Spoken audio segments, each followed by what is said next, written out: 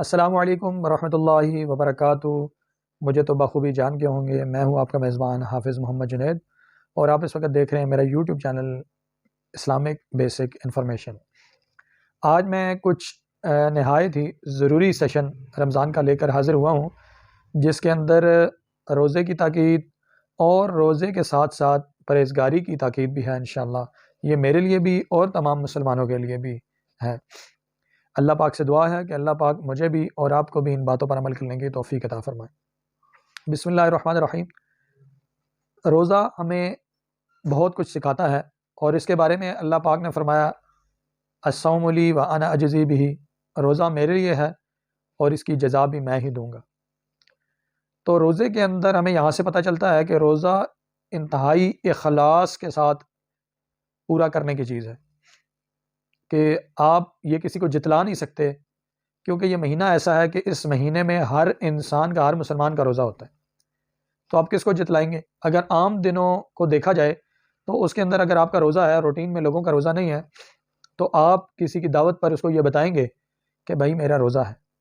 تو پھر اس کے دل میں یہ خیال آئے گا کہ بھئی یہ شاید ہم سے افضل ہے کہ یہ روزے رکھتا ہے اور ہم روزے نہیں رکھتے۔ لیکن اب چونکہ رمضان کا مہینہ چل رہا ہے اور اس کے اندر بالکل بھی برعکس ہے کہ کوئی کسی سے نہیں پوچھتا، کیونکہ ہر بندے کو یہ پتہ ہے، ہر انسان کو یہ پتہ ہے، ہر مسلمان کو یہ پتہ ہے کہ بھئی میرا بھی روزہ ہے، ان کا بھی روزہ ہے۔ تو یہاں پہ اخلاص کا ہونا ہمیں زیادہ نظر آ رہا ہے۔ اب اخلاص کے بارے میں اللہ پاک کا کیا فرمان ہے، نبی پاک صلی اللہ علیہ وسلم کا کیا فرمان ہے؟ مفہوم ایسے ہے کہ جس بستی میں ایک بھی بندہ، اللہ کا نیک بندہ اخلاص والا موجود ہو، وہاں پر اللہ کا عذاب نازل ہونے والا ہو، صرف اس اخلاص والے کی وجہ سے اللہ پاک عذاب کو ہٹا لیتے ہیں، اور اس بستی پر اخلاص والے انسان کے ہونے کی وجہ سے اللہ پاک عذاب نہیں بھیجتے۔ تو یہ کتنا بڑا رتبہ ہے اخلاص والوں کے لیے۔ اور اخلاص کے برعکس اگر ریاکاری کو دیکھ لیا جائے تو اللہ پاک فرماتے ہیں کہ قیامت کے دن اگر کوئی میرے پاس آئے گا اور 99% اس نے وہ عمل میرے لیے کیا ہو، وہ عبادت میرے لیے کیا، اور 1% اس کے دل میں ریاکاری ہو،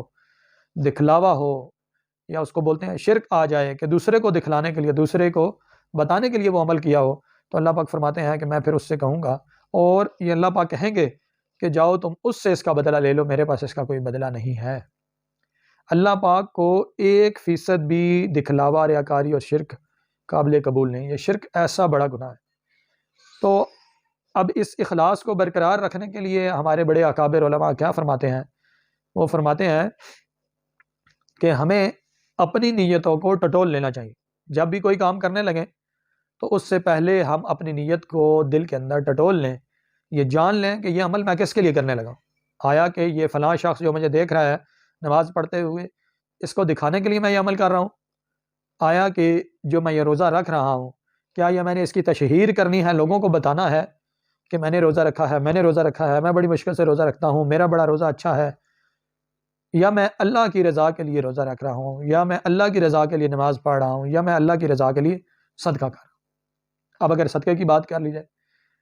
تو صدقے کے بارے میں یہ حکم آیا ہے کہ اگر تم صدقہ دو تو ایسا دو کہ ایک ہاتھ سے دو تو دوسرے ہاتھ کو پتہ نہ چلے، ایسی خاموشی کے ساتھ صدقہ دو۔ اب اگر صدقے کو کھولیں گے، ہمارا دین بہت ہی وضاحت مانگتا ہے، اور اگر اس کی وضاحت کرتے چلیں تو ہمارا وقت کم پڑ جائے گا، ہماری زندگی کم پڑ جائے گی، لیکن دین کی وضاحت کوئی انسان نہیں کر سکے گا۔ یہاں تک کہ مفہوم ہے کہ اللہ کی تعریف لکھنے بیٹھیں، سارے سمندر، سارے دریا سیاہی بن جائے، اور سارے درخت قلم بن جائے، اور ساری مخلوقات اللہ کی تعریف لکھنا شروع کر دیں، تو اللہ کی تخلیق، اللہ کی جو تخلیق کردہ چیزیں ہیں، قلم، سمندر، اور یہ چیزیں جو دنیا میں ہمیں نظر آ رہی ہیں، یہ چیزیں تو ختم ہو جائیں گی، اللہ کی تعریف ختم نہیں ہوگی۔ ایسی وسیع اللہ پاک کی تعریف ہے۔ تو پھر کیوں نہ ہم اس رب کا شکر ادا کریں کہ اس نے ہمیں یہ خوبصورت مہینہ عطا کیا۔ اس کے اندر جیسے ہم کھانے پینے سے پابندی کر رہے ہیں، اور بالکل اپنا روزے کو اچھے طریقے سے گزارنے کی کوشش کرتے ہیں، پانی سے، ہر اس شے سے جو اس کی ہماری طلب اور چاہت ہوتی ہے، ہر اس چیز سے ہم دور رہنے کی کوشش کرتے ہیں، تو کیوں نہ ہم قرآن پاک پڑھنے کی پابندی کر لیں، گناہوں سے بچنے کی پابندی کر لیں، جیسے ہم کھانے پینے سے دور رہ رہے ہیں ایسے ہم گناہوں سے بھی دور رہ لیں۔ انسان کے بس میں کیا ہے؟ حضرت علی رضی اللہ تعالیٰ عنہ کے پاس ایک شخص آیا اور عرض کیا، یا علی میرے پاس کتنا اختیار ہے؟ تو علی رضی اللہ تعالیٰ عنہ نے فرمایا کہ اے فلاں، تم ایک اپنا پاؤں اٹھا لو ہوا میں۔ اس نے اٹھا لیا اور پھر فرمایا کہ تم اب دوسرا پاؤں اٹھا لو۔ انہوں نے دوسرا پاؤں اٹھا لیا، یہاں تک کہ دوسرا پاؤں